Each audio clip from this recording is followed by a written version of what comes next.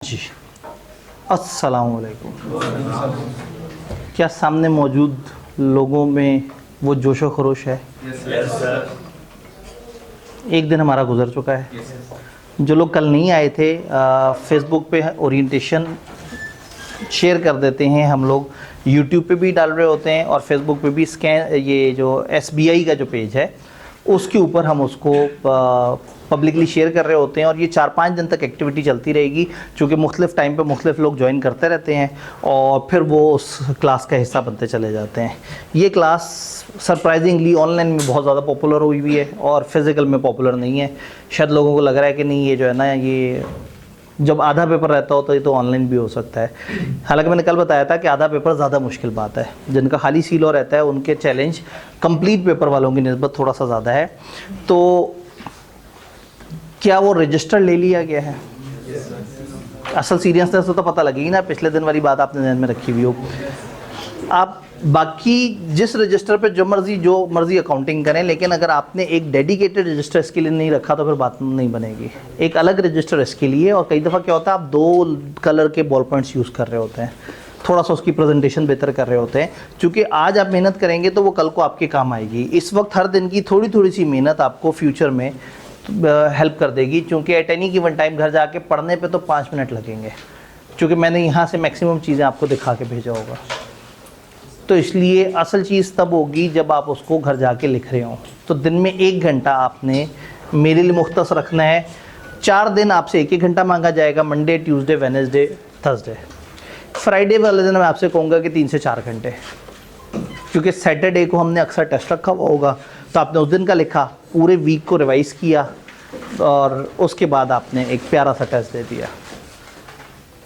जब हमारा चैप्टर ख़त्म होगा तो हम कोशिश करेंगे कि हम उसके पास पेपर्स ऑन द स्पॉट उसी वक्त डिस्कस कर लें। अगर हमारे पास टाइम कम हुआ तो हम उसको रिकॉर्डेड फॉर्म में शेयर कर देंगे। लेकिन कोई भी चैप्टर ख़त्म हो और आपने उसके पास पेपर्स ना देखे हुए हों, ऐसा इंशाल्लाह नहीं होगा। तो कुछ जगह पे हमारे पास टाइम बचेगा, कुछ जगह हमारे पास टाइम नहीं बचेगा। ये डिपेंड करता है कि इस क्लास का पेस कैसा चलता है।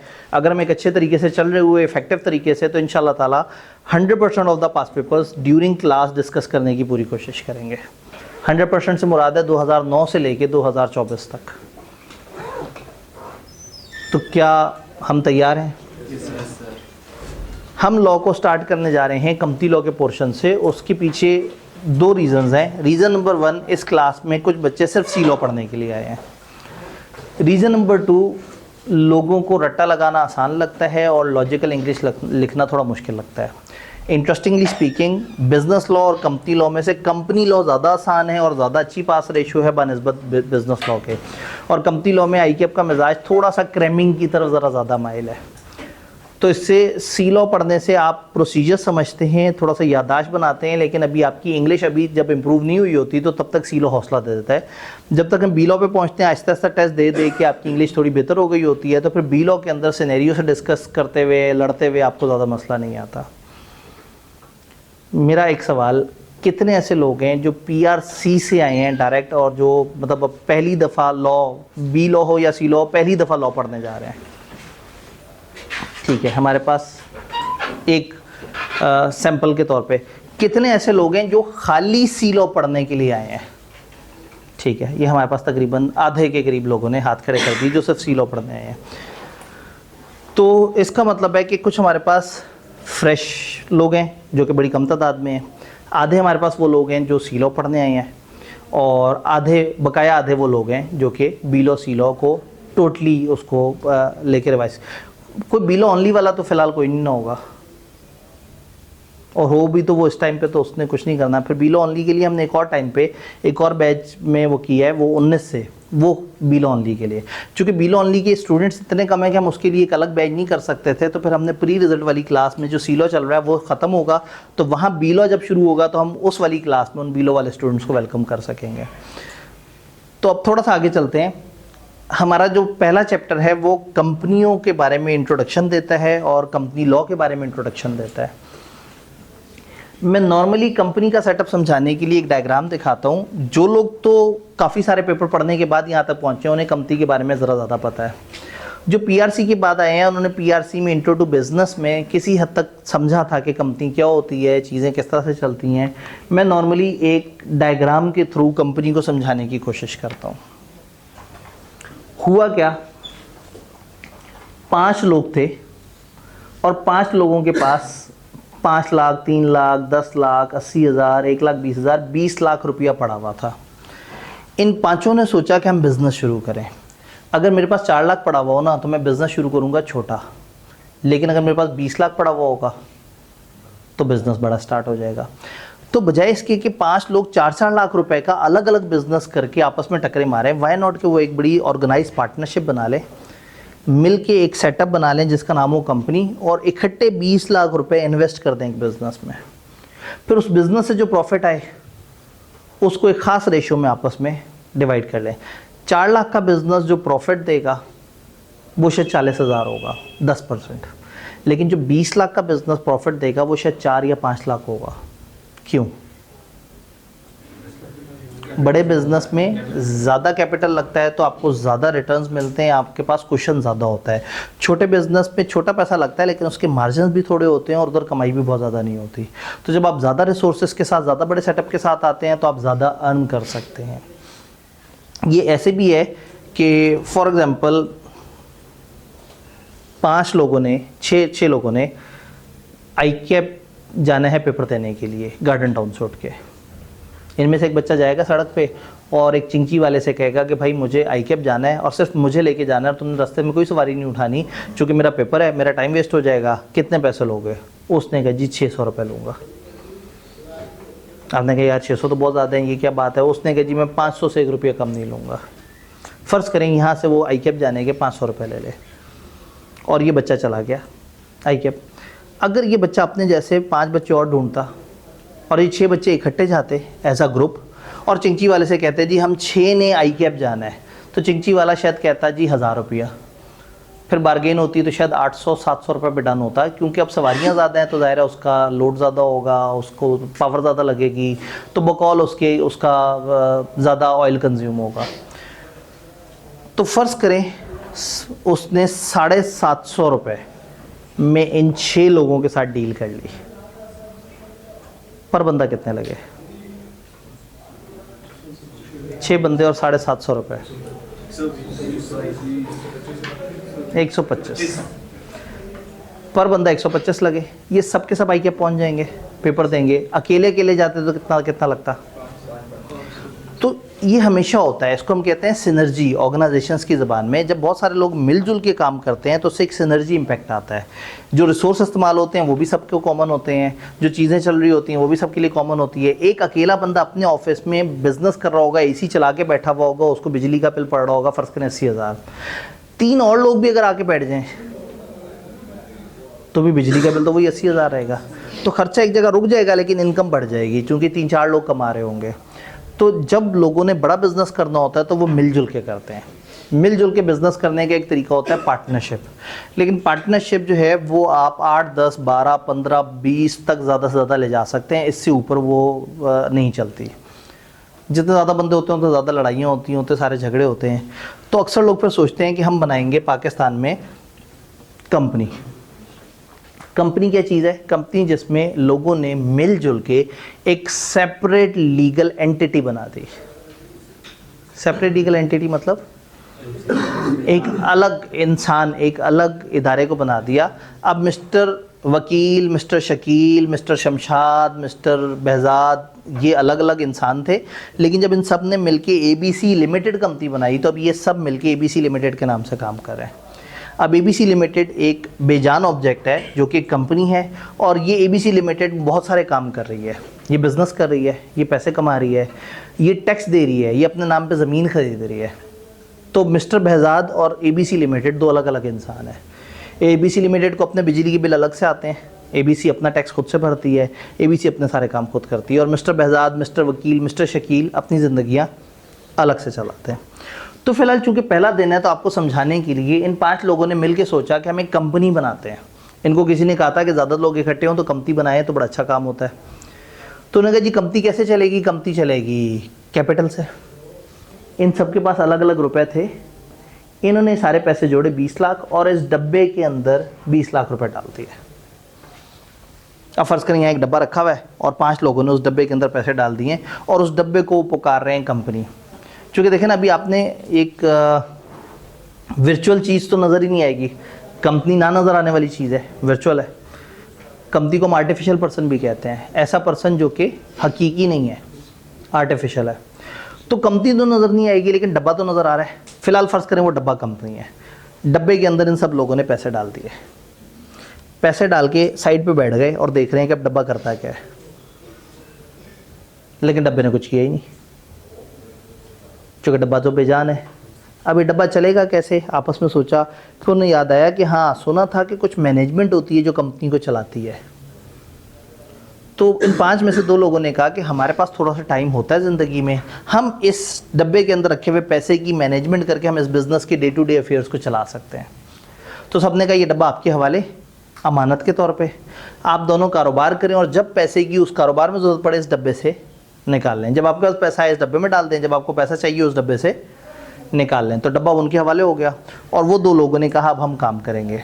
अच्छा, बाकी के 3 लोग काम नहीं कर रहे और 2 काम कर रहे हैं, तो जो 2 काम कर रहे हैं उन्हें तनख्वाह भी मिलनी चाहिए। ये डब्बा जो है ना, ये बड़ा, इसका ज़मीर बड़ा स्ट्रॉन्ग है। ये कहता है कि जी जो मेरे लिए काम करेगा मैं उसे पैसे दूंगा। इसने पहले 20 लाख पकड़ा है कुछ लोगों से उधार के तौर पे और उनसे कहा है कि मैं इस 20 लाख से तुम्हें कमा के दूंगा। फिर जो उस कमाने में उसकी मदद कर रहा है, ये डब्बा उसे तनख्वाहें भी देगा। तो इन 5 में से 2 लोग, एक बी और एक डी, इनके साथ ये तय हुआ कि मिस्टर बी आपको 20,000 रुपये पर मंथ तनख्वाह मिलेगी और डी आपको 15,000 रुपये पर मंथ तनख्वाह मिलेगी। अब बी और डी नाम के 2 बंदे कंपनी के डे टू डे अफेयर्स को देखेंगे और इनको उस काम के पैसे मिलेंगे अलग से। पार्टनरशिप में पता क्या होता है, नॉर्मली एक बंदा पैसा लेके आता है, एक बंदा सर्विसेज देता है और दोनों प्रॉफिट को डिवाइड कर लेते हैं। कंपनी में मेंबर बनने के लिए आपको पैसे देने होते हैं, लेकिन अगर एक बंदा पैसे के अलावा स्किल्स भी प्रोवाइड करे तो कंपनी उस एहसान को जहन में रखती है और उसको उसकी एक्स्ट्रा सैलरी भी देती है। अब हुआ ये कि इन लोगों ने पैसे डाले थे और जो है वो बिज़नेस शुरू हो गया। फिर सोचा कि इस बिज़नेस में हम लोगों में से हर बंदे का हिस्सा कितना होना चाहिए। तो सोचा ये जो 20 लाख रुपए है ना, इसको कुछ हिस्सों में डिवाइड कर देते हैं। खुद ही से एक सियाने आदमी ने कहा यार एक काम करते हैं, इस 20 लाख को 10 पे डिवाइड कर देते हैं, 2 लाख आ गया। तो फ़र्ज़ करो इस डब्बे में पैसे जो हैं वो 2 लाख हिस्से रखे हुए हैं 10-10 रुपए के। और हाँ भाई मिस्टर ए, आपने 5 लाख रुपए खर्चा है, फ़र्ज़ करो 50,000 हिस्से बिजनेस में आपके हैं, हमारे टोटल 20 लाख हैं। अगर हम उसको 10 रुपए पे डिवाइड करें तो हिस्से कितने बनते हैं? तो हमने उस 20 लाख को 10-10 रुपए के हिस्सों में तकसीम कर दिया और कह दिया कि ये कंपनी के अंदर टोटल हिस्से जो सबके पास है मिला के वो हैं 2 लाख। तो ये वाले भाई साहब ने चूंकि 5 लाख खर्चा हुआ है, इसको 10 पे डिवाइड करें तो इनके पास 50,000 हिस्से हैं, इसके पास 30,000 हिस्से हैं, इसके पास 1 लाख हिस्से हैं, इसके पास 8,000 हिस्से हैं, इसके पास 12,000 हिस्से हैं।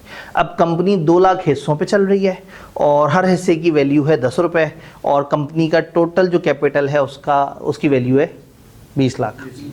जो हिस्से हैं ना, इसको फिर उर्दू में इंग्लिश में ट्रांसलेट किया शेयर। तो अब 10-10 रुपये के शेयर हैं। इस बंदे के पास 50,000 शेयर्स हैं, इसके पास 30,000 शेयर्स हैं, इसके पास 12,000 शेयर्स हैं और कंपनी के टोटल शेयर्स कितने हैं? 2 लाख। अब जिसको हमने कैपिटल कहा था वो मुझसे कहेंगे शेयर कैपिटल। तो अब इस डब्बे में शेयर कैपिटल कितना पड़ा हुआ है? 20 लाख।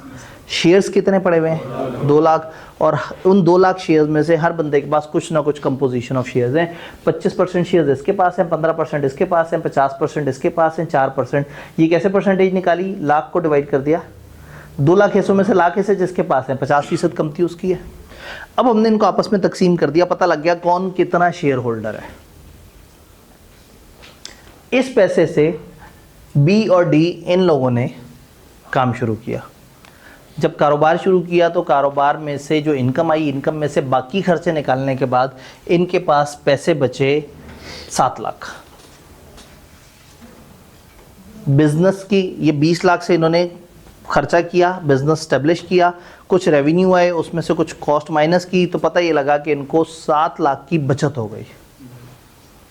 अभी तक हमने जो इंतज़ामिया उसके पैसे नहीं दिए थे। चूंकि इंतज़ामिया कंपनी को चला रही है तो हमने इनको एक नया नाम दे दिया कि आप लोग डायरेक्टर्स हैं, आप हम बड़ों में से आए हैं। इनके नीचे कुछ एम्प्लॉयज़ भी काम कर रहे होंगे, एम्प्लॉयज़ की तनख्वाहें तो हमने निकाल ली। अब इस 7 लाख जो प्रॉफिट है, अब इन लोगों को तनख्वाहें भी तो देनी है। जब हमने देखा तो दोनों को जोड़ा 35,000, 12 से मल्टीप्लाई कर दिया, कितना हो गया 4,20,000। तो 7 लाख के प्रॉफिट में से 4,20 तो इंतज़ामिया का हक है। इन 5 में से 2 बंदे जो आगे बढ़ के कंपनी को डे टू डे अफेयर्स को देख रहे थे, हमने उनको उनका हिस्सा दे दिया। अब कितना प्रॉफिट बचा? 2,80,000। अब ये 2,80,000 प्योर इन लोगों का प्रॉफिट है। अगर 2,80,000 सारा इन्हें दे दें तो डब्बे में वही 20 लाख का 20 लाख पड़ा रहेगा। और अगर ये 2,80,000 उस डब्बे में डाल दें तो अगली दफ़ा ये डब्बा 20 लाख से बिजनेस नहीं शुरू करेगा, 22,80,000 से शुरू करेगा। तो लॉन्ग रन में फ़ायदा क्या है? डब्बे में पैसे डाल दें, डब्बा बढ़ता रहे। और शॉर्ट रन में जिन्होंने इन्वेस्टमेंट की हुई है उनको अपनी इन्वेस्टमेंट पे कोई फ़ायदा नज़र आएगा तो वो आगे चलेंगे ना। तो फिर उन्होंने बैठ के बड़ी डिबेट की और तय ये पाया कि काम करते हैं 80,000 डब्बे में वापस डाल देते हैं और 2 लाख आपस में तकसीम कर लेते हैं। अब ये जो 2 लाख तकसीम होना है, कंपनी के हिस्से कितने हैं? 2 लाख। और प्रॉफिट तकसीम कितना होना है? तो कैलकुलेशन बड़ी सीधी सी हो गई, पर हिस्सा 1 रुपया। तो जिसके पास 8,000 हिस्से हैं उसको 8,000 रुपये दे दिया, जिसके पास 12,000 हिस्से हैं 12,000 दे दिया, जिसके पास 30,000 हिस्से हैं 30,000 दे दिया, झगड़ा ही खत्म हो गया। तो हर दफ़ा जब भी इन्होंने प्रॉफिट बांटना होगा तो जो प्रॉफिट बटने वाला होगा उसको नंबर ऑफ़ शेयर्स पे डिवाइड करेंगे और कह देंगे लो जी फी share 2.3 rupees profit, 4.7 rupees profit. तो हर बंदा, हर छोटा बड़ा शेयर होल्डर अंदाज़ा लगा लेगा कि मेरे पास इतने शेयर है, मल्टीप्लाई बाय इतना, मुझे इतना डिविडेंड मिल जाएगा, मुझे इतना प्रॉफिट का हिस्सा मिल जाएगा। प्रॉफिट का वो हिस्सा जो कंपनियां लोगों को बांटती हैं उनको कानूनी ज़बान में डिविडेंड कहते हैं। ये बात समझ आई? 80,000 कहाँ गया? डब्बे के अंदर। डब्बे में पड़ा हुआ था कैपिटल। कैपिटल कहते हैं इनिशियल अमाउंट जो कि ओनर्स ने इंजेक्ट की होती है। बट अब डब्बे में, इस डब्बे की अपनी कमाई के भी 80,000 पड़े हुए। तो अब डब्बा क्या करेगा? पोर्शन बन जाएंगे। एक तरफ ये 20 लाख पड़े हुए होंगे कि ये मैंने ओनर से पकड़े थे, और ये 80,000 मैंने जनरेट किया है। भाई उस डब्बे ने कहाँ जनरेट किया? जनरेट तो इन लोगों ने नहीं किया। एम्प्लॉय जिसने हायर किए डब्बे ने, डायरेक्टर तनख्वाह किसने दी? डब्बे ने। इनसे जो पैसे पकड़े थे इनको उसका मुनाफा भी दिया। तो टेक्निकली ये डब्बा ही तो गेम कर रहा है। ये डब्बा कुछ लोगों से पैसे पकड़ रहा है, कुछ लोगों से काम करवा रहा है, काम करने वालों को उनके पैसे अदा कर रहा है और उस प्रॉफिट में से कुछ हिस्सा वापस उनको कर रहा है और कुछ हिस्सा अपने पास रख रहा है अपने आप को ग्रो करने के लिए। तो टेक्निकली ये डब्बा इस वक्त एक आर्टिफिशियल पर्सन बन गया है, एक अजीब सा इंसान बन गया है जो इंसानों से पैसे लेके, इंसान को मेहनत करके कमा के इंसान को वापस दे रहा है। ये अपनी ज़िंदगी में जो मर्जी करता फिरे, टेंशन ही कोई नहीं। लेकिन एक को प्रॉफिट में हिस्सा मिल जाएगा। क्यों? क्योंकि एक डब्बा है जो इसके पैसों को सही से इन्वेस्ट कर रहा है और एक मैनेजमेंट है उस डब्बे की जो एहसान नहीं कर रही, उनको तनख्वाहें भी मिल रही हैं। तो हुआ ये कि सारे लोगों ने एक जगह पे पैसा इकट्ठा करके एक बिज़नेस जनरेट कर लिया जो सबके लिए विन विन सिचुएशन है। जो मसरूफ़ लोग हैं पैसे दे के साइड पे हो जाएं और प्रॉफिट में से हिस्सा लेते रहें। जो मेहनत कर सकते हैं, आ सकते हैं, आएँ और डब्बे की इंतज़ामिया में घुस जाएँ, डायरेक्टर्स बन जाएँ और डायरेक्टर बनने के पैसे भी लेना शुरू कर दें। तो एक ऐसा सेटअप बन गया जिसमें बहुत सारे लोग इकट्ठे हुए तो सबका फ़ायदा हो गया। तो ये 5 नहीं 50,000 बंदों से भी काम शुरू हो सकता है। अब इस अगले मरहले पे आते हैं। पहले साल के एंड पे ये डब्बा हो चुका हुआ है 20,80,000 का। अगली दफ़ा जब इन्होंने वो किया, दूसरा साल था, प्रॉफिट इन्हें और ज़्यादा हो गया। इस दफ़ा इनके पास 5 लाख बचा, इन्होंने फिर से 2 लाख डिविडेंड के तौर पे बांटा और 3 लाख दोबारा से डब्बे में डाल दिया। तो होगा ये कि हर साल लोगों को डिविडेंड भी मिल रहा होगा और कुछ अमाउंट रिजर्व्स में भी ऐड हो रही होगी। ये रिजर्व बन गए। ये जो 80,000 है ये रिजर्व्स में चला गया, ये उस डब्बे के रिजर्व है। अब जब उस डब्बे को आके कोई पूछे क्या ये शेयर कैपिटल है, हम कहेंगे ये शेयर कैपिटल नहीं, ये इक्विटी है। कंपनी की टोटल वर्थ इस डब्बे के अंदर पड़ी हुई है। इतना पोर्शन शेयर कैपिटल है और इतना पोर्शन रिजर्व्स है। Share capital plus reserves is equal to equity. तो इस कंपनी की वर्थ वो नहीं है जहां से ये शुरू हुई थी। आज ये कंपनी 23-24 लाख की हुई है। फर्ज करें ये कंपनी बढ़ते बढ़ते बढ़ते 8-10 साल में 50 लाख की हो जाए। अब डब्बे के अंदर 50 लाख पड़ा हुआ है। जब भी इस कंपनी को बंद करेंगे, डब्बा खोलेगा तो ये 50 लाख किन लोगों में तकसीम होगा? शेयर होल्डर्स में, और किस रेशो से तकसीम होगा? तो अगर 50 लाख रुपया पड़ा हुआ है और वो 2 लाख शेयर्स पे तकसीम होना है, तो पर शेयर कितना बना? अगर 50 लाख है डब्बे में और 2 लाख हैं टोटल शेयर्स, 25 रुपये। इन लोगों ने कंपनी में आते हुए पर हिस्सा कितने पैसे डाले थे? 10 रुपये। आज कंपनी के अंदर डब्बे की जो वर्थ है वो पर शेयर कितनी हो गई है? 25। और फिर ये शेयर 10 रुपये का ग्रो करके 25 का हो गया है। नंबर 1, शेयर पे 10 रुपये ही लिखा हुआ है, लेकिन उसकी वर्थ आज कंपनी बंद हो जाए तो कितनी है? 25। इंटरेस्टिंगली इस 10 रुपये की इन्वेस्टमेंट पे आपको हर दफ़ा डिविडेंड भी तो मिल रहा है। सी भाई साहब को पैसों की ज़रूरत पड़ी। सी वो बंदा है जिसके पास 1 लाख शेयर्स हैं, इसको पैसों की ज़रूरत पड़ी। ये मिस्टर एक्स के पास गया, उसने मिस्टर एक्स से कहा कि मुझे पैसे चाहिए, क्या आप मेरे शेयर्स मुझसे ख़रीद लेंगे? एक्स ने कहा हाँ तुम्हारे शेयर्स मैं ख़रीद लूँगा, बड़ी अच्छी कंपनी के अंदर तुम्हारे शेयर्स हैं। उसने अपने 1 लाख शेयर्स में से 50,000 उठाए और कहा मिस्टर एक्स को कि मैं तुम्हें 50,000 शेयर्स बेचना चाहता हूँ। लेकिन उसने मिस्टर एक्स से पूछा पैसे कितने दोगे? अब बताएं मिस्टर एक्स को कितने पैसे देने चाहिए? शेयर के फेस पे 10 रुपया लिखा हुआ है, लेकिन डब्बे में उस शेयर के एवज 25 रुपये पड़े हुए हैं। 25 रुपये तो कम से कम है। आप मिस्टर एक्स को एक ऐसी चीज़ दे रहे हैं जो वो 25 रुपये आपको दे, और आप पहले ही दिन उसको 25 रुपये की वर्थ के इक्वल तो कागज़ दे दिया, लेकिन ये कागज़ है भी तो जादुई, हर साल डिविडेंड भी तो देता है। तो आप एक बंदे को एक कागज़ दे रहे हैं जिसकी कम से कम वर्थ 25 रुपये है और हर साल ये कागज़ पैसे भी जनरेट करके देता है, तब बार्गेन होगी। सी कहेगा भाई मैंने तो 50 रुपये का देना है शेयर, वो कहेगा नहीं नहीं कंपनी में वर्थ 25 है, वो कहेगा देखो हर साल अब तो 4-4, 5-5 रुपये डिविडेंड आना शुरू हो गया इस पर, तो तुम अगर एक चीज़ खरीदो तो तुम्हें हर साल 20-25% प्रॉफिट भी होगा। तो बैंक में पैसे रखवाओ तो 11-12% प्रॉफिट होता है तुम्हें। तो ऐसे नहीं, बार्गेन होगी, डिमांड एंड सप्लाई। अगर बेचने वाले ज़्यादा हुए, ख़रीदने वाले कम हुए, तो आपको पता है इकोनॉमिक्स तो आप लोगों को बताने की ज़रूरत नहीं है। हो सकता है 35 रुपये बार्गेन डन हो जाए। तो 35 रुपये दिए एक्स ने सी को, और शेयर्स कितने खरीदे? 50,000। अब 50,000 को 35 से मल्टीप्लाई करके ज़रा बताएं इसको मिला कितना होगा सी को? 17,50,000। सी ने लगाया कितना था? 10 लाख। तो कितना मज़े का बिजनेस नहीं हो गया सी के लिए? 10 लाख लगाया, हर साल कुछ ना कुछ डिविडेंड भी खाता रहा, और कुछ साल बाद अपना 10 लाख की वर्थ में से आधी चीज़ उठा के 7.5 लाख की बेच दी। आधी तो अभी भी मौजूद है। तो फिर बहुत सारे लोग ये सोचते हैं कि यार क्या ज़रूरत है इंतज़ामिया में जाने की, जो मजदूर तबीयत लोग हैं जाए इंतज़ामिया में जाके तनख्वाहें लें, सिर्फ इन्वेस्टर बनने में कितना फ़ायदा है? आप एक कंपनी की शेयर्स लेके सुकून से बैठ जाओ, खुद ही खुद इसी शेयर की वैल्यू भी बढ़ती रहेगी और खुद ही खुद इस पर डिविडेंड भी आता रहेगा, और कुछ अरसे बाद अगर आपने बेचना होगा तो प्रॉफिट पे भी बिक जाएगा। हमारी कौम का पसंदीदा काम सुस्त प्रॉफिट, बस खर्चा करके बैठ जाओ। जैसे हम लोग क्या करते हैं, प्लॉट लेके बैठ जाते हैं, वही प्लॉट ले लिया है, बस 3-4 साल बाद अच्छे रेट पे बेच देंगे।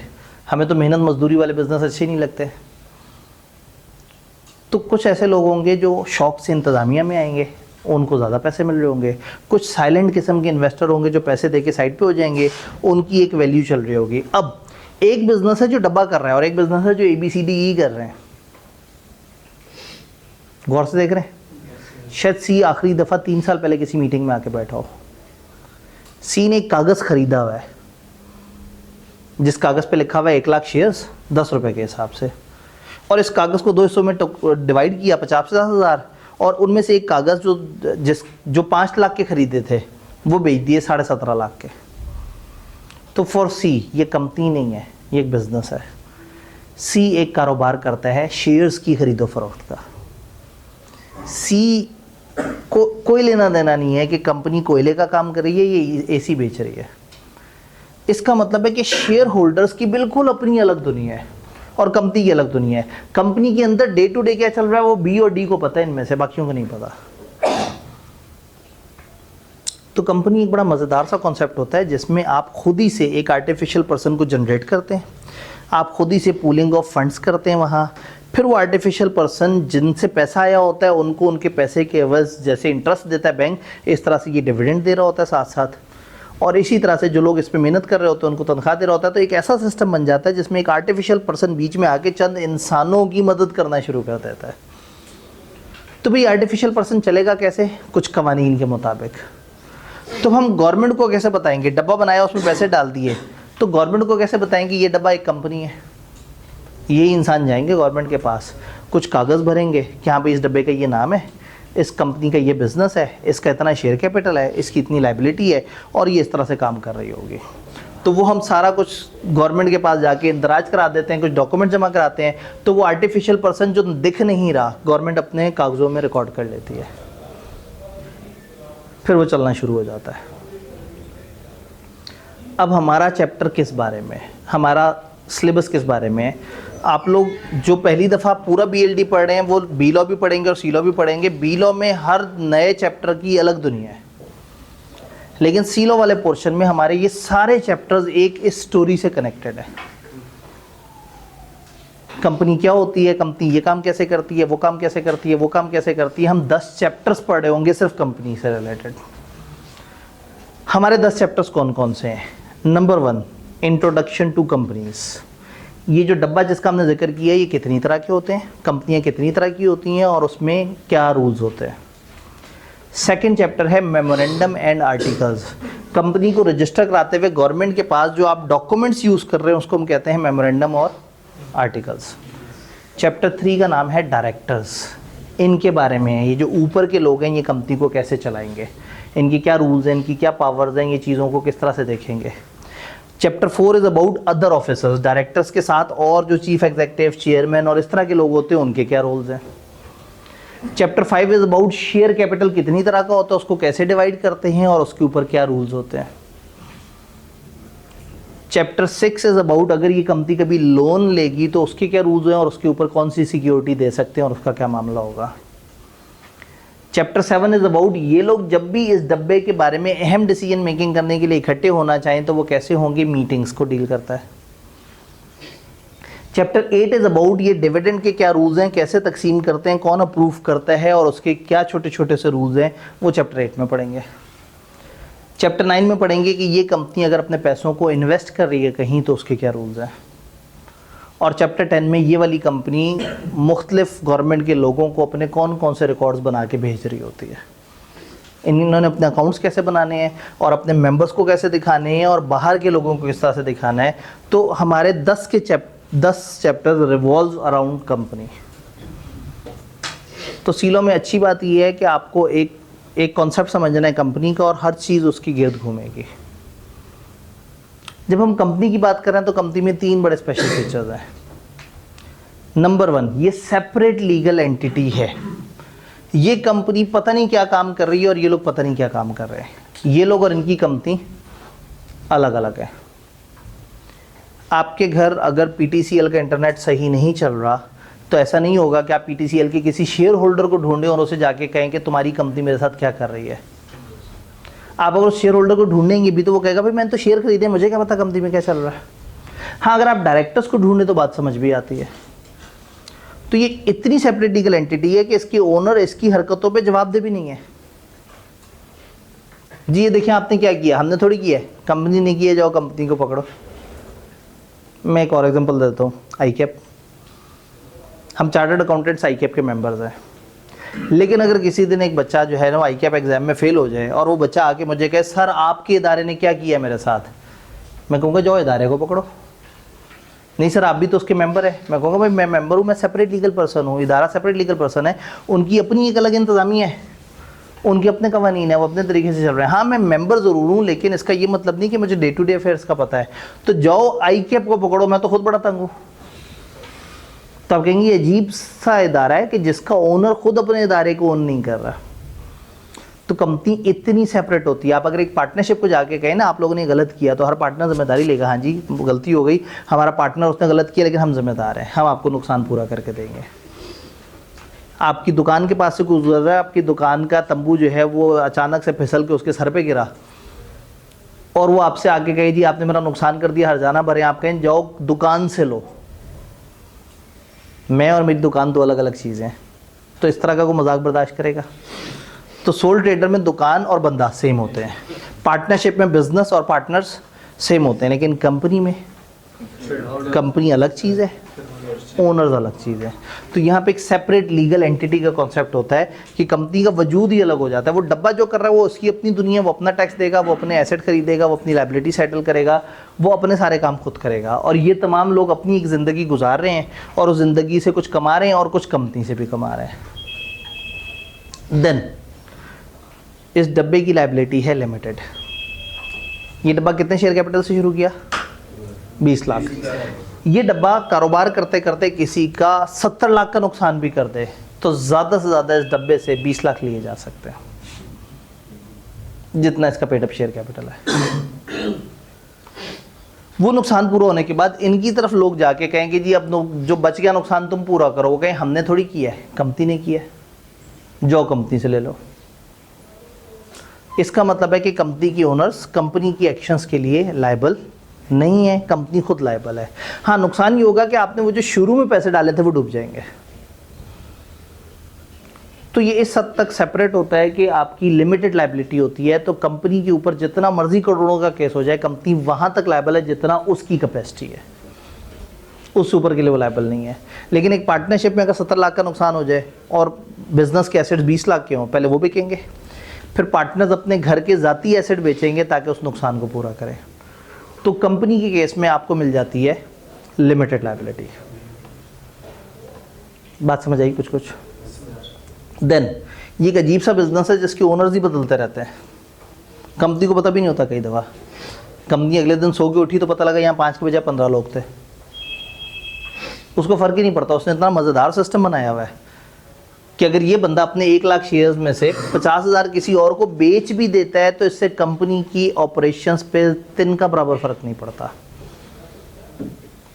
क्योंकि कंपनी को तो पता ही नहीं है लोग कर रहे हैं। इनके पास शेयर्स हैं, कागज़ हैं, ये कागज़ों से बिजनेस कर रहे हैं, कंपनी तो उस पैसे से बिजनेस कर रही है ना। तो कंपनी अपना बिजनेस करती रहेगी। तो हो सकता है जो कंपनी आज 5 बंदों ने शुरू की है, 10 साल बाद 50,000 लोग हों उसमें, हो सकता है वो 5 में से एक भी ना हो जिन्होंने शुरू की थी। पार्टनरशिप में ऐसा नहीं होता, एक भी नया पार्टनर आ जाए आपको पार्टनरशिप दोबारा से बनानी पड़ती है। कोई छोड़ के चला जाए आपको सारा एग्रीमेंट दोबारा करना पड़ता है। कंपनी ने एक ऐसा निज़ाम दे दिया कि यहाँ लोग आते भी रहेंगे, जाते भी रहेंगे, चलता रहेगा। तो एक बड़ा मज़ेदार सा सिस्टम गवर्नमेंट ने हमें दे दिया कि कुछ लोग मिलकर कंपनी बनाए, लोगों के पैसे इकट्ठे हों, बड़े लेवल पे बिजनेस हो और ओनर्स बदलते रहें, आगे पीछे होते रहें, फ़र्क नहीं पड़े, और मुल्क के अंदर एक एक्टिविटी होती रहे, कारोबारी एक्टिविटी होती रहे। ऐसी कारोबारी एक्टिविटी जिसके कभी कोई लोग वारिस हैं, कभी कोई लोग वारिस हैं। तो क्या हमें कंपनी और कंपनी की बेसिक समझ आई? यहाँ पे स्टिल अगर कोई कन्फ्यूजन है तो मुझे बताएं। मैंने कोशिश की है कि बिल्कुल एक बेसिक स्टोरी जैसे एक पीआरसी के बंदे को बताया जाए उस तरह से बताइए ताकि हमारे जहन में कंपनी का स्ट्रक्चर बन जाए। कोई कन्फ्यूजन? क्लियर है? किताब से पूछते हैं। किताब कहती है कि कंपनी के कुछ फीचर्स होते हैं। सबसे पहले कंपनी को बताने से पहले किताब को लगा कि बच्चों ने इससे पहले पीआरसी में पढ़ा होगा कि एक सोल ट्रेडर भी होता है, एक पार्टनरशिप भी होती है, तो वो आपको डिफरेंशिएट करना चाह रहे हैं। सोल ट्रेडर क्या है ये सिर्फ हम एक दफ़ा पढ़ेंगे, दोबारा इसको नहीं पढ़ेंगे। An individual who owns and run his और हर ओन। सोल ट्रेडर वो अकेला इंसान है जो अपना ज़ाती बिजनेस चला रहा है। Law does not recognise the business as separate person. Law इस बंदे को उसके बिजनेस से सेपरेट काउंट नहीं करता। The person is personally liable for debts of the. Company के बिजनेस के लिए बंदा पर्सनली लायबल है। जैसे मैंने कहा कि दुकान अगर नुकसान करेगी तो आप ये नहीं कहेंगे कि दुकान ने नुकसान किए, जाओ दुकान को पकड़ो। आप और आपकी दुकान सेम है। पार्टनरशिप, ग्रुप ऑफ इंडिविजुअल्स जो ओन करते हैं और रन करते हैं अपना ओन बिजनेस। चंद लोग जो मिलके अपना बिजनेस चला रहे हैं। Partnership business is not recognise as person by the. Partnership person भी अलग से पर्सन नहीं है, इसको हम एसोसिएशन ऑफ पर्सन कहते हैं, लेकिन इसको एक पर्सन नहीं कहते। Partners are personally liable jointly with other partners for debts. तो कंपनी की डेट्स वगैरह के लिए पार्टनर्स दूसरे पार्टनर्स के साथ मिलजुल के लायबल है। तो फिर कंपनीज क्या होती हैं? Capital of company is represented by shares, ये जुमला समझ आता है। Ordinary share holders are its owners. अब अकाउंटिंग में और आगे जाके पढ़ेंगे कि कुछ शेयर्स ऑर्डिनरी होते हैं, कुछ प्रेफरेंस शेयर्स होते हैं, तो फिलहाल हम उस डेप्थ में नहीं जा रहे। लेकिन जो सादा शेयर्स हैं, जिनका भी थोड़ी देर पहले मैंने जिक्र किया, जो सादा शेयर्स के मालिक हैं वो इसके ओनर्स हैं।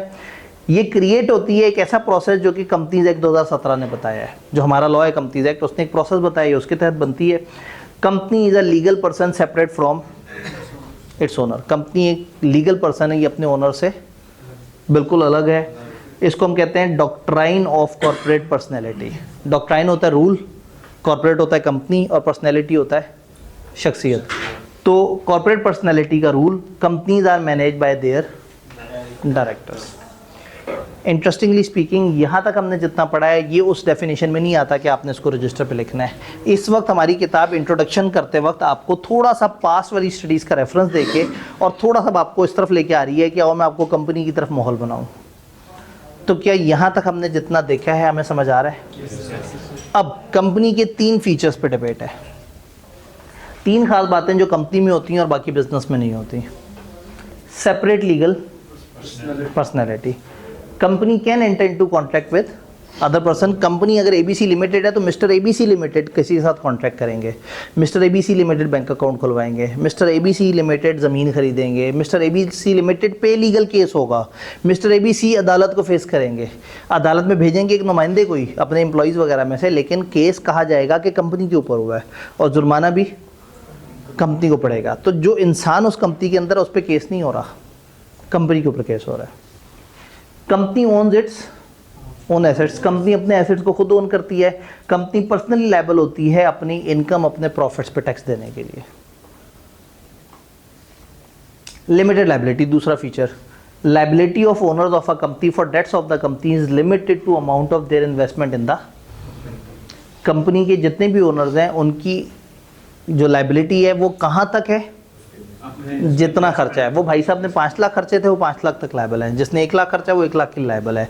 यानी आपका बड़े से बड़ा नुकसान ये हो सकता है कि जो आपने इनिशियल अमाउंट कंपनी में दी थी वो लुट जाए, लेकिन आप फर्दर आपसे कोई पैसे नहीं मांगेगा। हाँ, अगर 10 रुपये का शेयर था और आपने 8 रुपये के हिसाब से पैसे दे के बाकी कहा मैं 3-4 महीने तक देता हूँ और अब कंपनी के ऊपर बुरा टाइम आ गया है, तो अगर आपके ज़िम्मे उधार था तो फिर आपकी लायबिलिटी है, अदरवाइज आपकी लायबिलिटी नहीं है।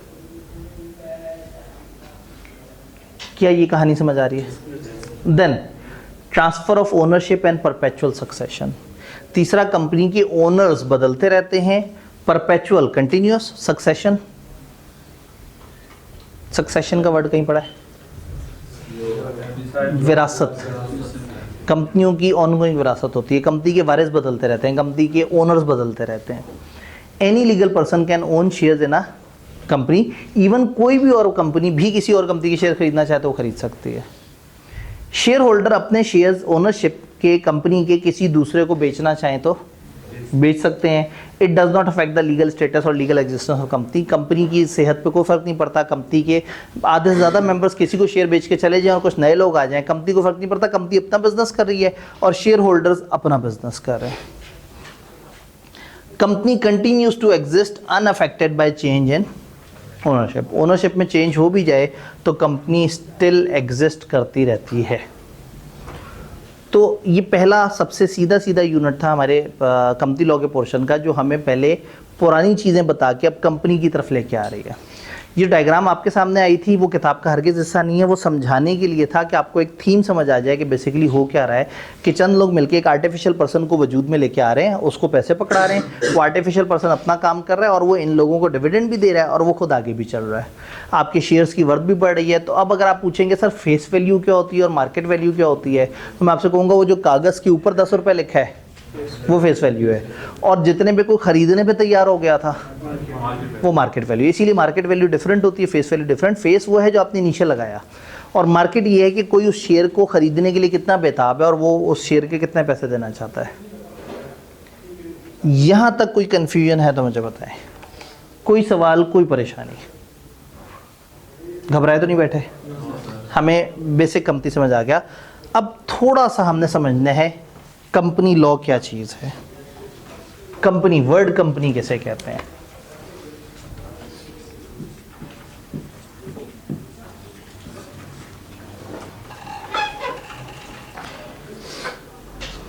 कंपनी कानूनी तौर पे किसे कहते हैं?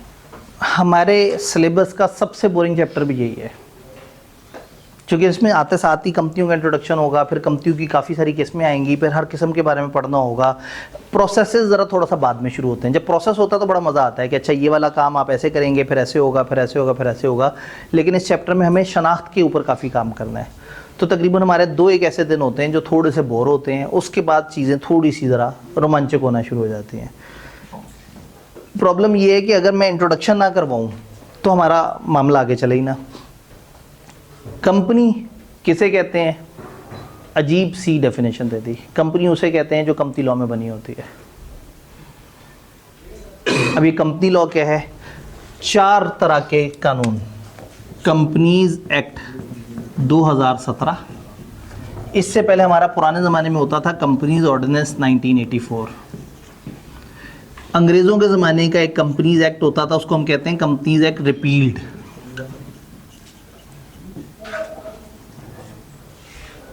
ये 3 मेजर कवानीन हैं जिन्होंने ज़्यादा अरसे, ये रिपील कंपनीज एक्ट 1913 वाले टाइम से चला आ रहा था, 1984 तक चला। 1984 वाला 2016 से 1 साल पीछे तक रहा। लेकिन जो 2016 में हुआ वो बेचारा चंद दिनों का मेहमान था, उसको हम कहते हैं कंपनीज ऑर्डिनेंस 2016। और फिर हमारे पास आ गया कंपनीज एक्ट 2017। कुछ लोगों ने बी लॉ पढ़ा हुआ है। एक्ट और ऑर्डिनेंस में क्या फ़र्क होता है? ऑर्डिनेंस प्रेसिडेंट की तरफ से आता है और एक्ट पार्लियामेंट की तरफ से आता है। तो ऑर्डिनेंस जब आता है तो उसके बाद पार्लियामेंट ने कुछ अरसे में ही उसको ओके या वो कर देने होते हैं। 120 दिन का टाइम होता है, आपने उसको यस या नो कर देना होता है। पहले 3 महीने का टाइम होता था, 90 दिन, लेकिन कुछ अरसे पहले ये 120 दिन हो गया। ये 3 हैं पुराने कंपनियों के लॉ, और वो है लेटेस्ट कंपनी का लॉ। अब इसके पीछे एक कहानी है और कहानी सुनाई जा सकती है। हुआ क्या, पाकिस्तान में चल रहा था ये वाला कानून। हुकूमत आई 2013 से आगे पता नहीं कब तक। हमारे यहाँ हुकूमत के आने के टाइम का तो पता होता है, लेकिन वो 5 साल पूरी करेगी या नहीं करेगी इसका नहीं पता होता। ये हुकूमत जब आई तो इन लोगों के बहुत सारे चैलेंजेस थे, तो इसमें इनको अपोजिशन बहुत तगड़ी मिली। खान साहब जो है ना, अपोजिशन में तो लुट मचा देते हैं। तो हर वक्त शोर शराबा चल रहा होता था, ये जो मर्जी काम करते थे, इनको अपोजिशन कहती थी आपने तो कुछ काम नहीं किया। Ishaq Dar was one of the person जिसको बहुत गालियाँ पड़ती थी, क्योंकि वो फ्रंट अकाउंटेंट भी था। आपको पता है अकाउंटेंट्स को तो सारे गालियाँ देते हैं। तो आप लोग अकाउंटेंट तो नहीं बनने जा रहे? नहीं, आप तो चार्टर्ड वाला अकाउंटेंट बनने जा रहे हैं। अच्छा, तो हुआ ये कि इसाक डार को अचानक से लगा कि मैं तारीख के पन्नों में अमर होना चाहता हूँ। उसने सोचा मैं मुल्क के ऊपर को बहुत बड़ा एहसान करता हूँ, कुछ ऐसा करता हूँ जो बड़े अरसे से नहीं हुआ। उसने देखा हमारे पाकिस्तान के क्या क्या मसलो मसाइल हैं। उसने देखा पाकिस्तान का कॉर्पोरेट सेक्टर है जो अभी तक फसूदा पुराना 1984 का कानून फॉलो कर रहा है, जिस वक्त कंप्यूटर भी ईजाद नहीं हुआ था। और आज कंपनियां इलेक्ट्रॉनिकली वेबसाइट और पता नहीं कैसे कैसे डील कर रही हैं, लेकिन कानून कौन सा इस्तेमाल कर रही हैं? वही पुराना, जिसमें मेंबर्स को ख़त लिखने होते हैं हाथ से, फिर वो ख़त भेजने होते हैं उनको, और फिर कुछ इस तरह के मसले। तो इसाक डार को लगा कि मैं थोड़ा सा अमर हो सकता हूँ, या शायद मेरे गुनाह माफ़ कर दिए जाएँ अगर मैं कंपनी लॉ एक अच्छा ले आऊँ। 1.5, 2, 2.5 साल तक वो मुख्तलिफ़ इदारों के पीछे पड़ा रहा, मुख्तलिफ़ स्टेक होल्डर से मिलता रहा, ICAP के साथ मुलाकातें की और एक पूरा निज़ाम बना के। और मतलब वही वाली बात है कि इसाक डार को अगर उसकी आकबत संवारने के लिए कोई चीज़ थोड़ी सी बेहतर हो सकती है तो उसने पाकिस्तान को कंपनी लॉ दे दिया।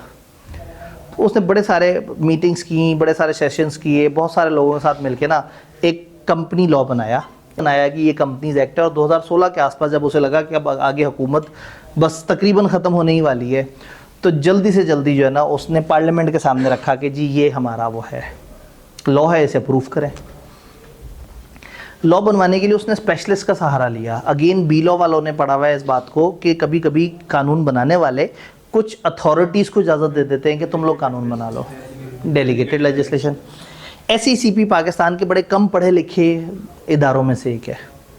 अक्सर चार्टर्ड अकाउंटेंट्स वहाँ पे बड़ा सिस्टमेटिक, बड़े डिसिप्लिन तरीके से काम करता है।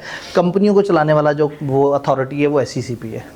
इसने SECP को इन्वॉल्व किया और SECP से कहा कि तुमने इस लॉ के अंदर मुझे बड़े अच्छे अच्छे तरीके से अमेंडमेंट करके देनी है। तो SECP ने बहुत ज़्यादा अमेंडमेंट की, कुछ बताई और कुछ छुपा ली।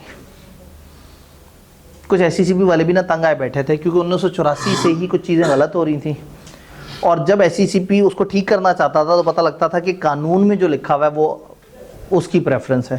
तो SECP की अपनी रूलिंग नीचे हो जाती थी और जो कानून है वो ऊपर। तो SECP कानून दानों को कहता था भाई कानून बदलो, वो आपस में लड़ रहे होते थे। तो SECP ने सोचा कि अब जब कानून बदल ही रहा है तो उसने जगह जगह एक जुमला फिट कर दिया, एज मे बी स्पेसिफाइड। जी फलाना काम कैसे हो सकता है, या ऐसे हो सकता है, या एज मे बी स्पेसिफाइड। हाँ जी, रिपोर्ट में कौन सी 10 बातें होंगी, 9 बातें ये होंगी और 10वीं एज मे बी स्पेसिफाइड। और लॉ में डिफाइन कर दिया कि एज मे बी स्पेसिफाइड का मतलब है जो SECP स्पेसिफाई कर देगा। तो अगर फ़र्ज़ करें कहीं लिखा हुआ है कि हाँ भाई ये जुर्म करने पे कितनी पेनल्टी पड़ेगी, तो लिख दिया एज मे बी स्पेसिफाइड। अब एज मे बी स्पेसिफाइड में SECP कुछ भी डिफाइन कर देगा तो लॉ को बगैर अमेंड किए काम चल जाएगा। तो एक तो SECP की चालाकी थी। फिर एक इसाकडार था जो इस चक्कर में था कि मैं अमर हो जाऊं, लेकिन उसने जब ये पार्लियामेंट के सामने रखा कि भाई इसे अप्रूव करें, तो पार्लियामेंट में मुझे याद है उस इजलास की मीटिंग के मिनट्स पढ़ के ना मैं बस लौटपौट हो रहा था हंस हंस के। एक साहब ने कहा कि ये तो 1000 सफ़े के ऊपर का लॉ है, इसको मुझे पढ़ने के लिए 2 साल चाहिए, तो 2 साल के बाद हम एक मीटिंग करेंगे, फिर देखेंगे कि ये हमने अप्रूव करना है या नहीं करना। तो एक साहब ने कहा कि ये जो लॉ है ये काफ़ी एक्सटेंसिव है और इसके ऊपर हमें एक कमेटी बनानी पड़ेगी। वही जो कानून के मुहाफ़िज़ हैं जिन्होंने कानून अप्रूव करने हैं, वही अजीब अजीब से बयानात दे रहे थे। तो बहुत सारी पार्टीज़, अच्छा जो ऑपोजिशन थी उनको तकलीफ़ ये थी कि ये तो हीरो बन जाएगा, उन्होंने वॉकआउट कर दिया। उन्होंने कहा हम इस तरह के किसी कानून को नहीं मानते। उसने कहा खोल के तो देख लो। उसने कहा तुमने बनाया, चवल होगा, फजूल होगा। क्योंकि उस वक्त मुल्क को कौम इंपॉर्टेंट नहीं था, उस वक्त अपोजिशन इंपॉर्टेंट थी ना, कि एक दफ़ा ज़रा शोर शराबा मचाएं, अगली दफ़ा हमारी बारी आए, जब हमारी बारी मिलेगी तब हम मुल्क को असली वाली तरक्की देंगे। तो अपोजिशन ने रिजेक्ट कर दिया और अपनी जमात और जो दोस्त जमातें थी उनको समझ ही नहीं आ रहा था कि है क्या। उन्होंने कहा जी चलें इसके ऊपर थोड़ा सा दोबारा सेटिंग करते। तो उसने सबको ड्राफ्ट वगैरह भेज दिया कि अब हम दोबारा मिलेंगे। अब जब भी मीटिंग का टाइम से तय होता तो सारे सोचते कि अब ये सागदार भाई पूछेंगे कमती लॉ का क्या बना। वो ना किसी ने पढ़ा होता था, ना किसी ने सोचा होता था उसके बारे में। तो तारीख पे तारीख मुलतवी होते गए। सेशन में कभी कोरम पूरा नहीं होता था, कभी लोग इकट्ठे नहीं होते थे, कभी एक दूसरे की टांगें खींच रहे होते थे। उसने बड़ा इंतज़ार किया कि लोग सुधर जाएं, नहीं सुधरे, कानून अप्रूव करने पे आ ही नहीं रहता है। फिर उसने देखा एक भोला भाला सा इंसान ना साइड पे बैठा हुआ था, बड़ा क्यूट सा, बड़ा जो है ना मासूम सा आदमी था, उस ज़माने का सदर होता था।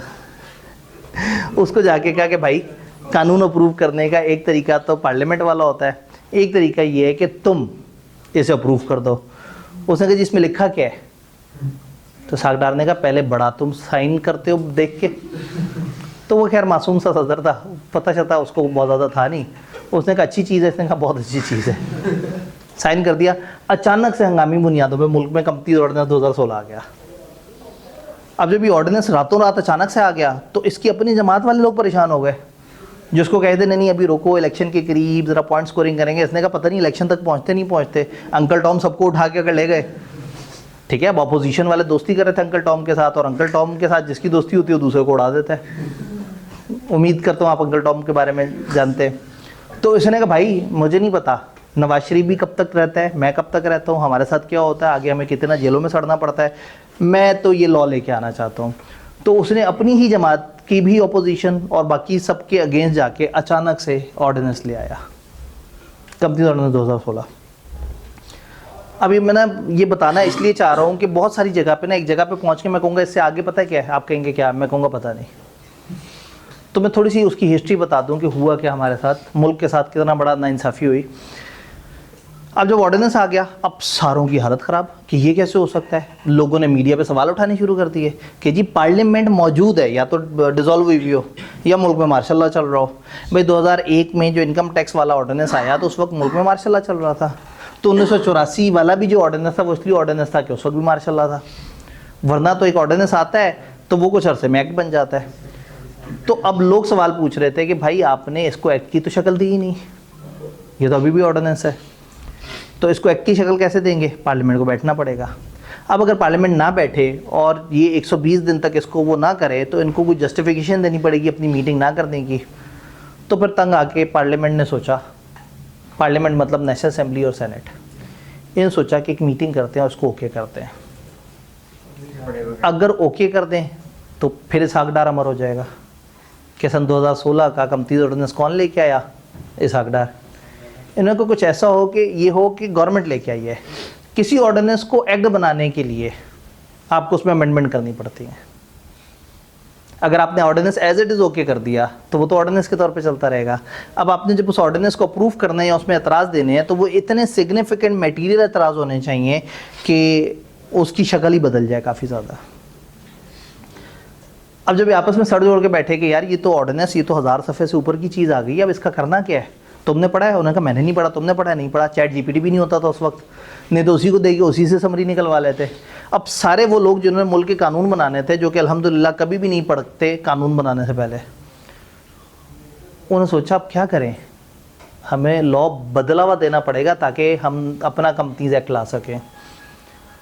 तो किसी ने बताया कि जी SECP जो है ना वो था इसहाक डार के साथ, उसे पता होगा, उससे जाके पूछते हैं, उसके पास कोई गुर होगा इसका। पहुँचे SECP के पास, SECP से पूछा जी इस दफ़ा जो लॉ आया था उसमें क्या चेंजेस थी? SECP ने कहा एक एक्सेल की शीट है, उसमें पहले कंपनीज ऑर्डिनेंस 1984 के सेक्शंस लिखे हुए हैं, दूसरे कॉलम में 2016 ऑर्डिनेंस के सेक्शंस लिखे हुए हैं, जहाँ जहाँ डिफरेंस है उसको हाईलाइट कर दिया गया है और इस तरह से करके कुछ सेक्शन नंबर्स भी बदल दिए हैं, कुछ इस तरह से कर दिया है। तो एक कंपैरेटिव डॉक्यूमेंट मेरे पास मौजूद है, उसमें आपको सारी इन्फॉर्मेशन मिल जाएगी। उन्होंने कहा जी वो हमें एक्सेल की शीट दे दो। अब ज़ाहिर है बड़ों को कहाँ इनकार करेगा SECP ने वो एक्सेल की शीट उनके हवाले की, उस शीट को देखा। अब उसमें मेजर चेंजेस लेके आनी है। राइट पे लिखा होता था नया सेक्शन और लेफ़्ट पे लिखा होता था पुराना सेक्शन। रैंडमली कुछ चीज़ें राइट से उठा के लेफ़्ट पे पेस्ट कर दी। ओरिजिनल वाला फॉर एग्जांपल कुछ कह रहा था, फिर एक नया वाला आया जो कुछ और कह रहा था। अब जब इस नए वाले को रिप्लेस करके आप पिछले वाला दोबारा दिखा देंगे तो ये एक मटेरियल चेंज है, क्योंकि पुराने वाले से रिवाइज होकर नया बना। अब रिवाइज वाले का रिवाइज वर्जन कौन सा दिया?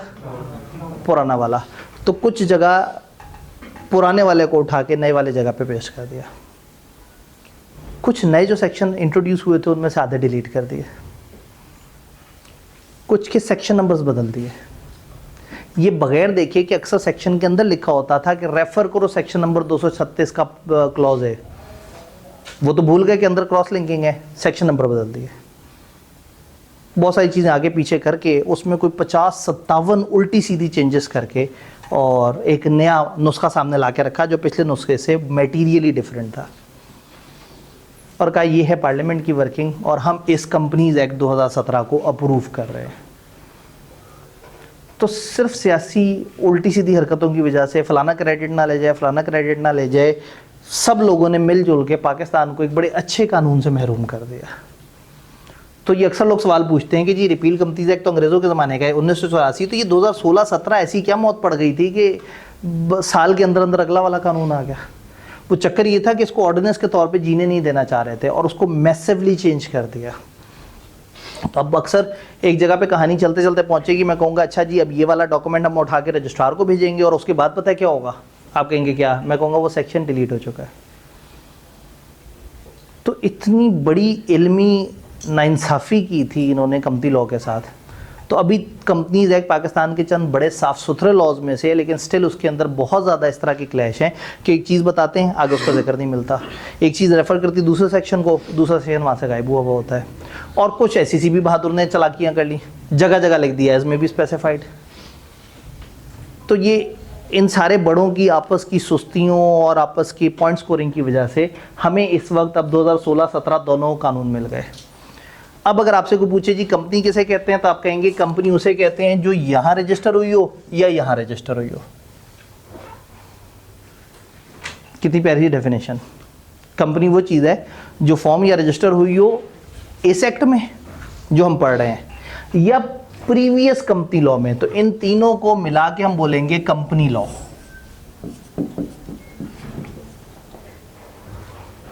तो कंपनी लॉ में वो तीन शामिल है, और अगर जुमला कहे ऑल द कंपनी लॉस तो ये भी शामिल है, और अगर जुमला कहे प्रीवियस कंपनी लॉस तो वो तीन।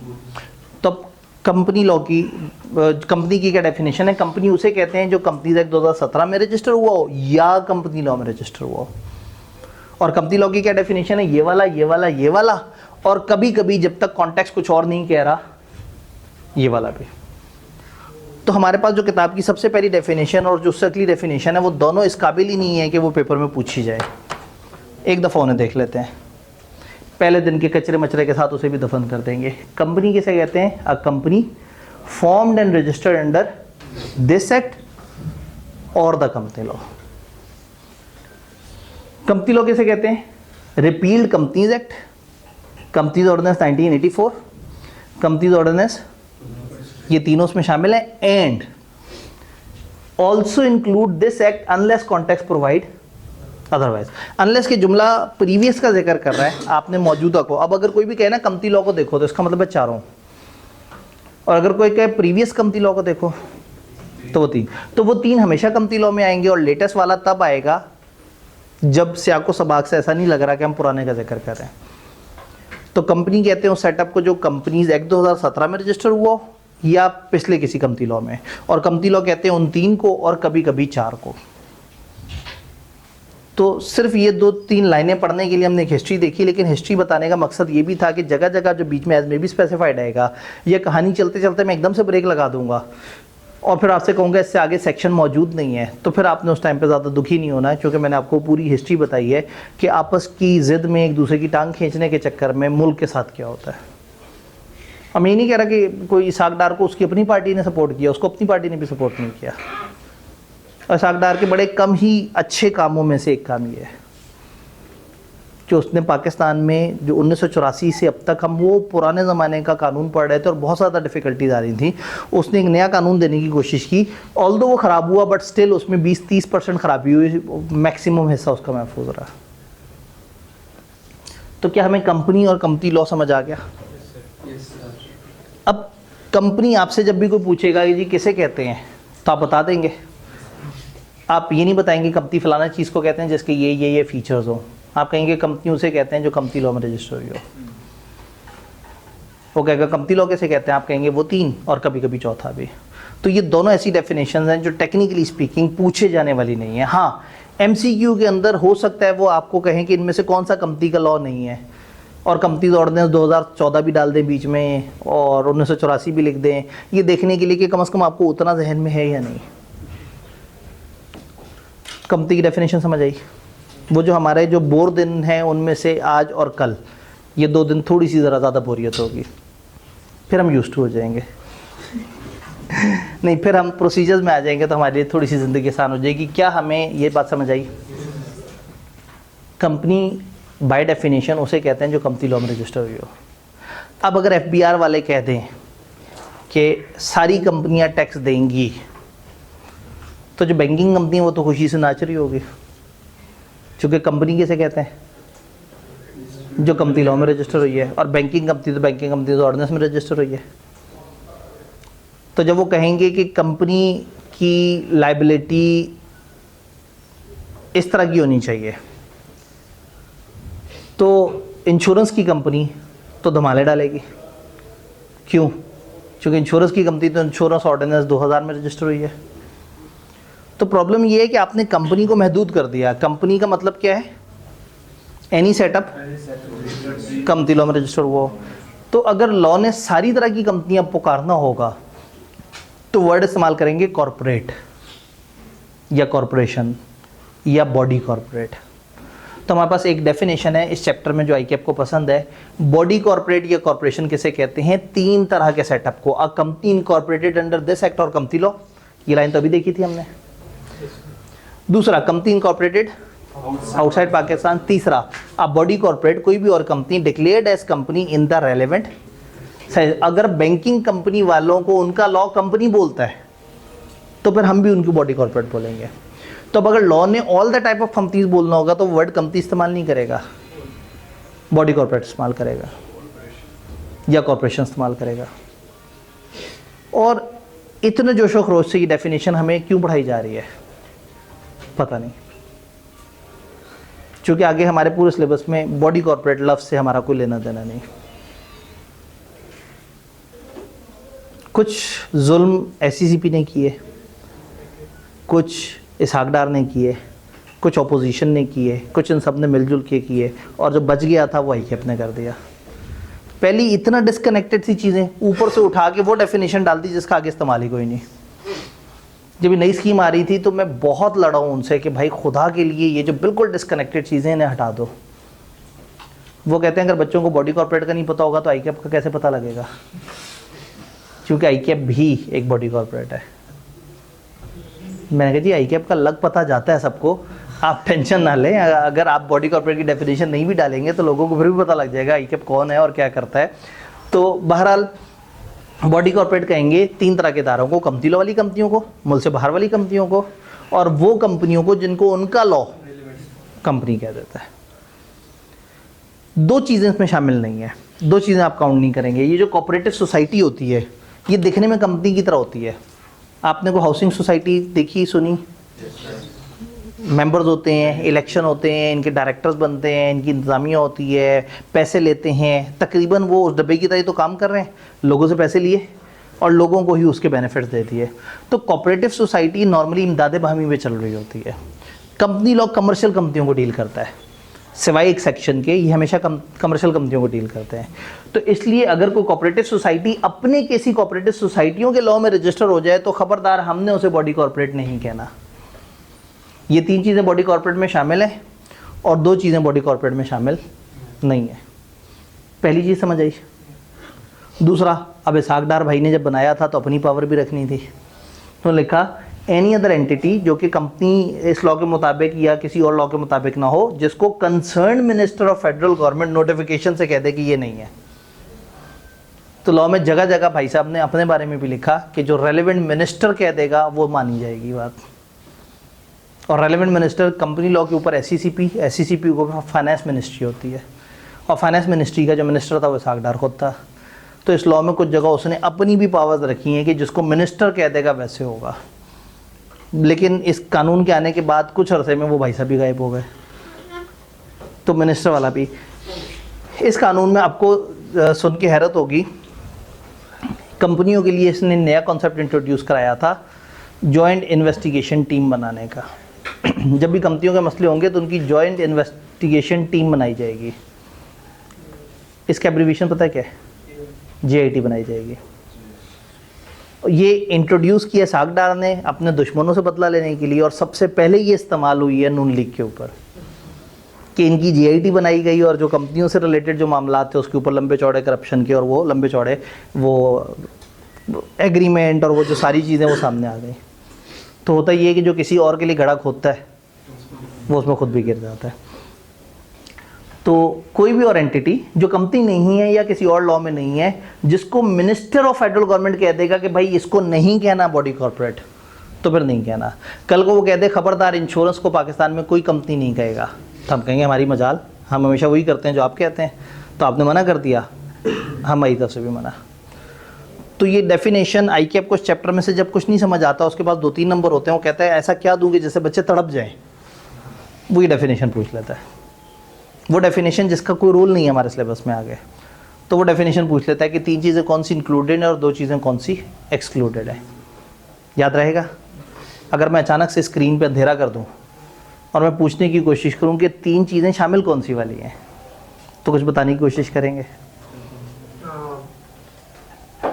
Body corporated form in Pakistan, formed and registered in Pakistan, ये जो कंपनी है वो वाली, ठीक है। आउटसाइड पाकिस्तान 2 तरह की हो गई, जो उनका रेलेवेंट स्टैचू जिनको बॉडी कॉर्पोरेट कहता है, तो कंपनी वाली कंपनियां, मुल्क से बाहर वाली कंपनियां, और जिनका रेलेवेंट स्टैचू उनको कहता है कि भाई तुम लोग बॉडी कॉर्पोरेट हो, वो एक्सक्लूड कौन सी होंगी? तो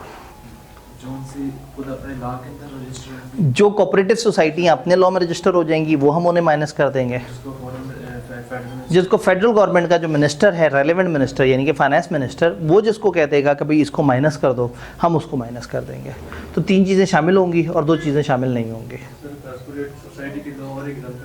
जी, कोऑपरेटिव सोसाइटी की को और एग्जांपल, ये जो आपकी खाना खिलाने वाली ऑर्गेनाइजेशंस होती हैं, जो आपके मुख्तलिफ ट्रस्ट होते हैं, जो मुख्तलिफ सैलाब-ज़दगान की मदद के इदारे होते हैं, जो अख़ुवत फाउंडेशन हो गई, एहसास ट्रस्ट हो गया, ये ज़्यादातर ये होती हैं कोऑपरेटिव सोसाइटीज़। कोऑपरेटिव सोसाइटी इमदाद बाहमी पे चलती हैं।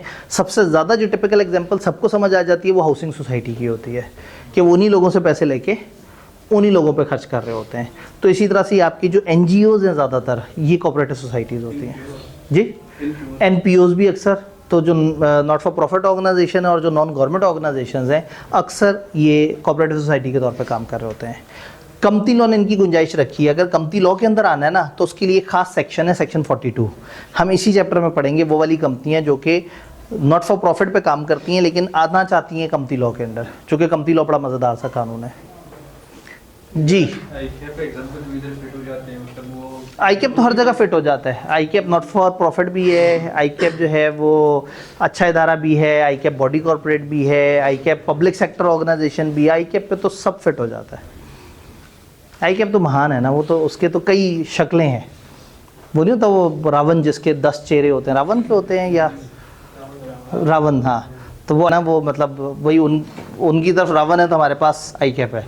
वो उनका बुरा आदमी है, हमारा ICAP अच्छा आदमी है। तो ICAP के अलग अलग चेहरे हैं, अलग अलग। तो कुछ लोग उसे देखते हैं तो कहते हैं ये तो नॉट फॉर प्रॉफिट इदारा है, कुछ उसे देख के कहते हैं इससे ज़्यादा प्रॉफिट कमाई कोई नहीं रहा, कुछ उसे देख के कहते हैं ये बच्चों के वसीदर मफाद में, कुछ कहते हैं ये तो बच्चों को कबाड़ा कर रहा है।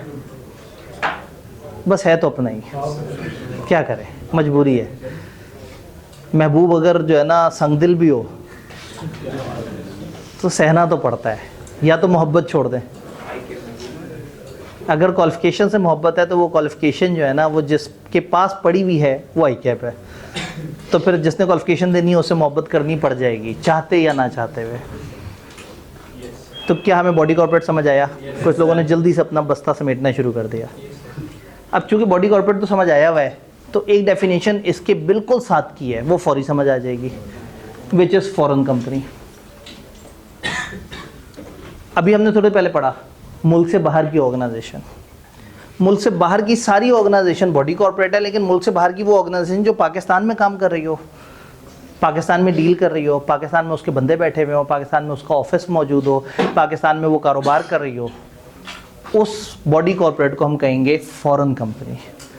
कोई भी कंपनी या बॉडी कॉर्पोरेटेड जो हुई हो पहले outside Pakistan incorporate, which has a place of business और लाइज ऑन ऑफिस इन, जिसका पाकिस्तान में कोई प्लेस ऑफ बिजनेस हो या कोई कोऑर्डिनेशन ऑफिस हो, वेदर बाय इटसेल्फ और थ्रू एजेंट, फिजिकली हो या इलेक्ट्रॉनिक हो, और conduct any business activity in Pakistan in any other manner as में भी दूसरे ही जुमले में कर दिया कि या वो हो या जो हम जब कभी बता देंगे वैसे। तो इसका मतलब ये है कि अगर मैं आपसे कहूँ alpha furniture incorporation limited of Switzerland, तो आप कहेंगे हाँ सर ये बॉडी कॉर्पोरेट है, क्योंकि आपने स्विट्ज़रलैंड बोला, ये बाहर रजिस्टर हुई होगी। अगर मैं आपसे कहूँ सैमसंग, तो आप कहेंगे सर ये फॉरेन कंपनी है तो बाहर की, लेकिन पाकिस्तान में डील कर रही है, पाकिस्तान में इनके ऑफिसेज हैं, पाकिस्तान में इनके प्रोडक्ट डिस्प्ले हाउस हैं, पाकिस्तान में इनकी कोऑर्डिनेशन टीम बैठी हुई है। तो मुल्क से बाहर दुनिया भर में कोई भी रजिस्टर हुआ वो बॉडी कॉर्पोरेट है, लेकिन उन बॉडी कॉर्पोरेट्स में से वो जिनका पाकिस्तान से कोई कनेक्शन हो वो फॉरेन कंपनी है। तो लॉ जब फॉरेन कंपनी बोलेगा तो इससे मुराद होगी जो पाकिस्तान में डील कर रहे हैं, और जब बॉडी कॉर्पोरेट बोलेगा तो इसका मतलब है जो पाकिस्तान से बाहर हैं, पाकिस्तान में उनका आना नहीं हुआ। हम ये क्यों पढ़ रहे हैं? क्योंकि किताब के इस सफ़े पे लिखा हुआ है। इस फॉरेन कंपनी का पूरे सिलेबस में दोबारा तस्करा तक नहीं है, लेकिन उनको लगा कि चलो बच्चे पढ़ ही रहे हैं, अजियत चल ही रही है, तो चलो उनको और अजियत दे देते हैं। तो आज हम लोगों ने वाहिद इंटरेस्टिंग चीज़ पढ़ी थी, कंपनियों का इंट्रोडक्शन देखा था, कंपनियां क्या हैं किस तरह से, और उसके बाद हम जब कंपनियों के तारुफ की तरफ आए तो उन्होंने जो कंपनी लॉ और बॉडी कॉर्पोरेट वगैरह की डेफिनेशन दी थी, वो हमने कोई 3-4 डेफिनेशन देखने की कोशिश की है। कल कहानी को थोड़ा सा आगे और बढ़ाएंगे, कुछ ज़रा और डेफिनेशंस और कंपनियां समझना शुरू करेंगे, फिर देखेंगे कि अब हमने करना क्या है, डेफिनेशंस के साथ क्या करना है और जो अदर देन डेफिनेशंस हैं उन चीज़ों के साथ क्या करना है।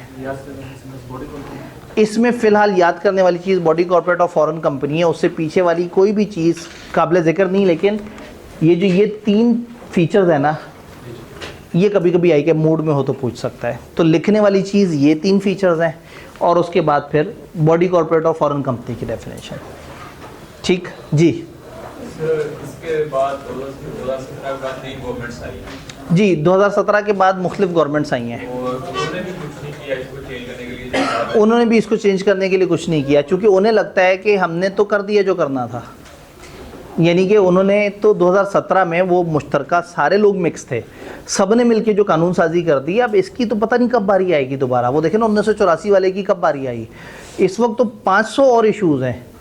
इस वक्त तो बहुत सारे ऐसे कवानीन हैं जो कि 15-15 साल से इंतज़ार में है कि ये पार्लियामेंटेरियन किसी दिन तो आएँ, कम से कम बैठें तो सही। आई के अब तक अपनी एजुकेशन स्कीम की सिर्फ रिवीजन का एक छोटा सा डॉक्यूमेंट जब भेजता है गवर्नमेंट को, तो वो 11-12 महीने लगा देते हैं उसको प्रूफ करते करते। तो गवर्नमेंट के पास टाइम नहीं है, गवर्नमेंट तो सब वो काम कर रही है जो उसको नहीं करने चाहिए, और जो असल में उसे करने चाहिए कानून साजी, वो नहीं कर रहे। तो कंपनीज को मसला नहीं होता इससे, एससीसीपी कंपनीज को मसला होता है, एससीसीपी बड़ा उलझता है, इसीलिए एससीसीपी ने अपना इंतकाम ले लिया था, एज मे बी स्पेसिफाइड लिख के। अब इस वक्त कंपनीज एक्ट बहुत छोटा सा है और एससीसीपी की कोई 27 से ज़्यादा रेगुलेशंस आ चुकी हैं, जिसमें वो हर चीज़ को खुद ही एक्सप्लेन कर रहे हैं। फाइनल में जाते हैं तो मुसीबत में आ जाते हैं। जैसे ही बच्चे देखते हैं ना एज मे बी स्पेसिफाइड, यहाँ उनके चेहरे पे मुस्कुराहट आ जाती है, फाइनल में उनके चेहरे पे एकदम से ना खौफ आ जाता है, क्योंकि एज मे बी स्पेसिफाइड के बाद अब अगला स्टेप क्या होगा, जो स्पेसिफाई किया होगा वो भी उनके सिलेबस में डल जाएगा। तो फाइनल में 34 लॉ करने पड़ गए इनको, ये एज मे बी स्पेसिफाइड के चक्कर में। कंपनी लॉ वहाँ के 34 लॉ में से एक लॉ है। कंपनी लॉ में 550 सेक्शंस है, जिसके 70 के करीब सेक्शन हमारे इस पेपर में है। तो अभी तो इश्क की मंजिलें बहुत ज़्यादा हैवी हैं। ठीक है जी, तो फिर मिलते हैं भैया अगली क्लास वाले जो है ना बच्चे